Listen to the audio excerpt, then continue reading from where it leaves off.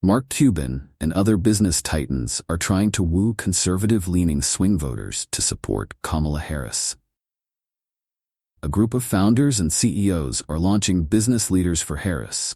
It includes several business titans, including Mark Cuban, who've already been backing Harris. Their goal is to convince more conservative-leaning voters that Harris is strong on the economy. A group of CEO and founders are launching a new initiative on Friday called Business Leader for Harris, aiming to woo business-minded, conservative-leaning swing voters to support Vice President Kamala Harris.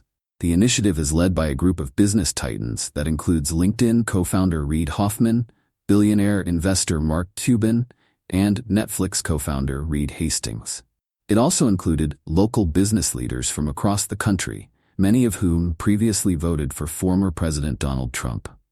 In a series of video testimonials, each business leader explains why they're supporting Harris over Trump, often referencing economic and business-related reasons rather than traditional Democratic priorities like abortion or social spending.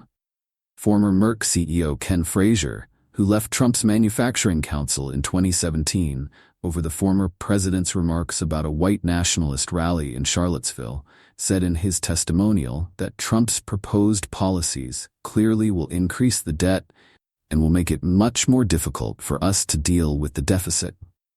The Penn-Wharton budget model has estimated that Trump's economic proposals would increase the national debt by $5.8 trillion over 10 years, while Harris's proposals would increase it by $1.2 trillion during that same time period. Hastings said in his testimonial that he believed Harris would, in many ways, be an improvement from Biden. One of her differences is the level of interest that she has, the Netflix co-founder and investor said. The group is also releasing a podcast hosted by Hoffman. On the first episode, Cuban makes the case that Harris is listening to the business community. When it comes to true business, doing business, she is completely open-minded, right? She doesn't have preconceived notions. She's not an ideologue, Cuban said. She wants to know what I think, what everybody thinks. Whether you're a small business, a large business, a public company, a 500,000 employee company, or you're an individual reseller on Etsy, she wants to know what's important to you, and she's willing to listen.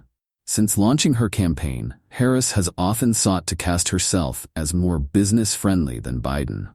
She's proposed a lower corporate tax rate than Biden, and her policy page includes several mentions of venture capital and entrepreneurship. Harris has already garnered considerable support from the business community. Last month, more than 800 venture capitalists and almost 90 business and tech executives pledged to support her campaign.